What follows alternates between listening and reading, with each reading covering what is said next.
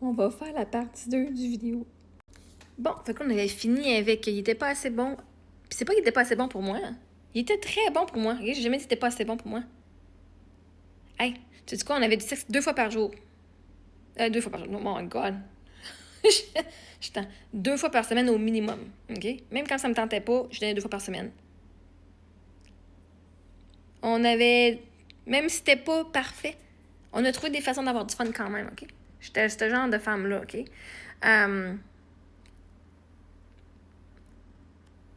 Mais est-ce que j'ai le droit de vouloir un homme qui protège ses enfants puis sa famille, sa femme, avant sa mère puis son père, avant l'ego de son père? Tu sais, l'histoire, là, que son père, on est dans l'auto, puis qu'on est toutes, genre, 8 personnes, j'étais enceinte, Sophie est là, puis que son père, il s'attache pas à la ceinture, puis je m'en s'attacher, puis il y a personne qui a réagi, puis qui a même en fait, il pogne les nerfs, puis que là, je dis, Eric, hey, dis à ton père qui s'attache.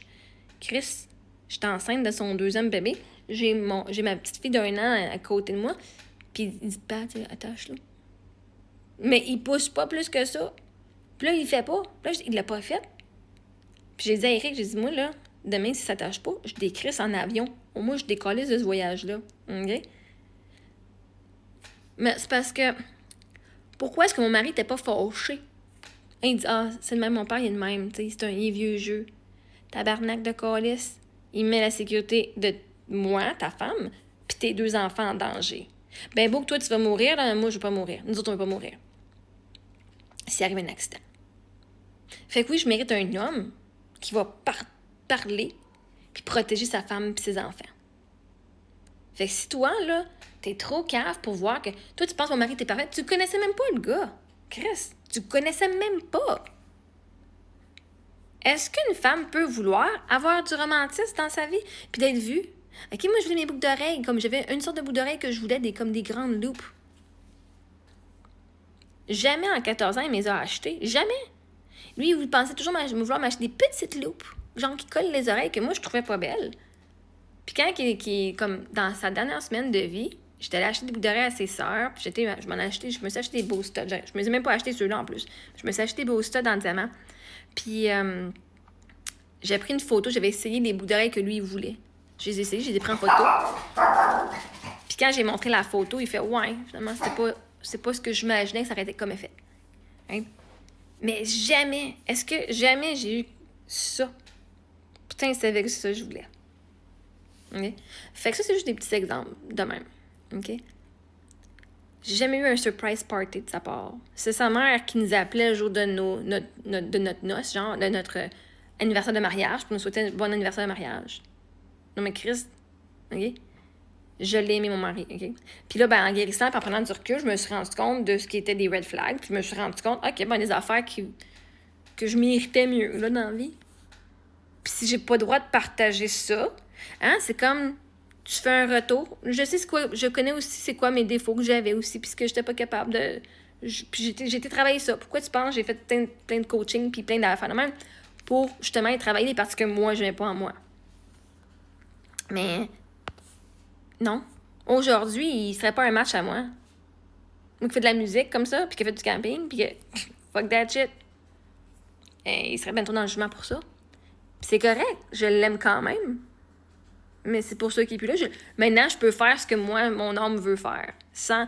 Hey, je pouvais même pas parler, là. Okay? Fait quand il est mort, j'ai commencé à dire mon opinion à sa famille. À son père, à sa mère surtout, là.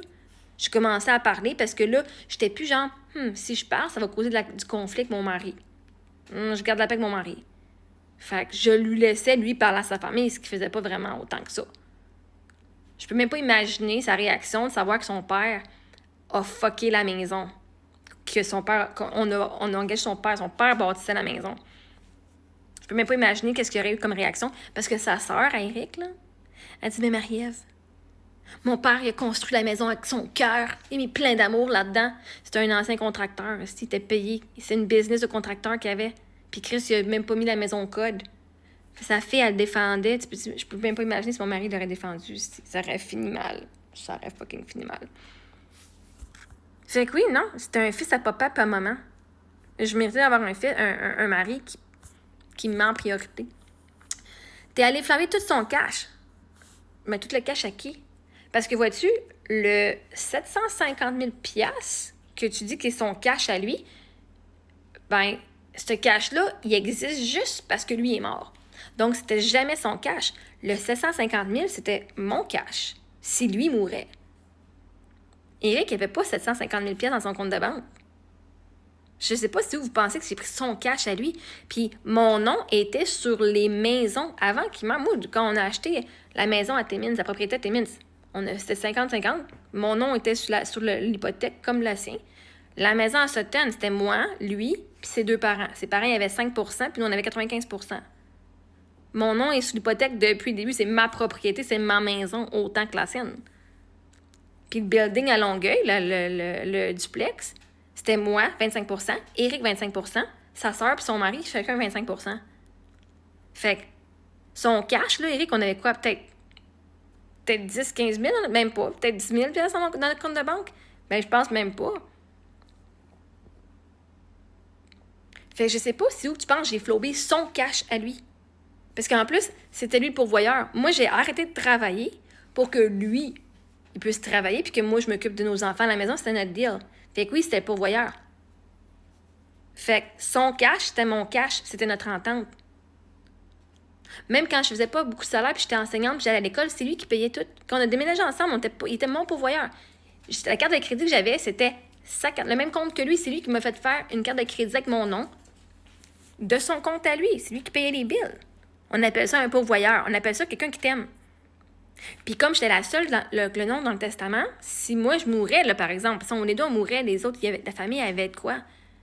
Mais sinon, la famille avait rien. C'était juste moi. Donc, c'était mon cash. Puis pour avoir accès à 750 000 il fallait que lui, il meure. C'était pas son cash. On payait 40 C'est 40 par mois qu'on n'avait pas quelque chose chez nous pour avoir cette assurance-là. Nous, on se disait, on va avoir les assurances, on la paye dans l'intention de ne pas l'utiliser. Parce qu'on avait une à terme de 25 ans. Fait que ça n'a jamais été son cash. Jamais Éric aurait touché à cet argent-là. Parce que cet argent-là, elle existait juste, elle devenait active juste quand lui mourait. Si moi, je mourais, lui, il aurait eu cet argent-là. Parce que moi, j'avais 600 000. Si je mourais, lui, il aurait eu 600 000. Mais cet argent-là était à moi, c'était pas son cash. C'était mon cash. L'argent de l'assurance vie, c'était même pas notre cash. C'était le mien. Éric pouvait jamais toucher à cet argent-là parce que cet argent-là, il existait juste si lui mourait. Je sais pas si tu comprends le concept des assurances vie. Puis les maisons, ben, on les avait ensemble. Fait que comme j'ai investi mon temps, puis mon argent, puis notre argent dedans, ça m'appartenait. Genre, c'était ma maison. C'était chez nous. Ah, t'avais flambé son cash pour après pleurer dans ton char. En disant que t'as plus d'argent. Ouais. Si j'avais plus d'argent parce que ma business n'a pas fonctionné, là, j'ai eu plein de monde qui a fait de la diffamation de mon sujet, fait que oublie ça, ma réputation. Ouais. En plus de ça, ben oui, si moi j'ai parti une business, puis là, 5 ans, puis ça marche pas, puis que j'utilisais notre héritage comme étant mon revenu principal, yeah! J'ai-tu le droit de pleurer que j'ai plus d'argent? J'ai-tu le droit aussi de pleurer parce que c'est difficile? Est-ce que toi, t'as pas de la misère des fois quand t'as pas d'argent? Je suis la seule personne qui subvient aux besoins de sa famille. Fait que oui, j'ai le droit de pleurer. C'est valide de pleurer que j'ai plus d'argent. C'est valide de pleurer que c'est difficile. C'est valide de pleurer dans mon auto. Parce qu'à un moment donné, j'habitais dans ma voiture et ma roulotte. Fait que si je pleurais, ben au moins dans mon auto, des fois, mes enfants m'entendaient pas. Genre, j'ai-tu le droit de pleurer? Dans ma voiture. J'ai-tu le droit d'être triste puis de trouver ça difficile? Ben oui. Je veux dire, c'est humain, là. Pour payer une tank de gaz après t'avoir payé des voyages. OK, on va faire une partie 3 parce que là, toi, t'es rendu dans les voyages. OK.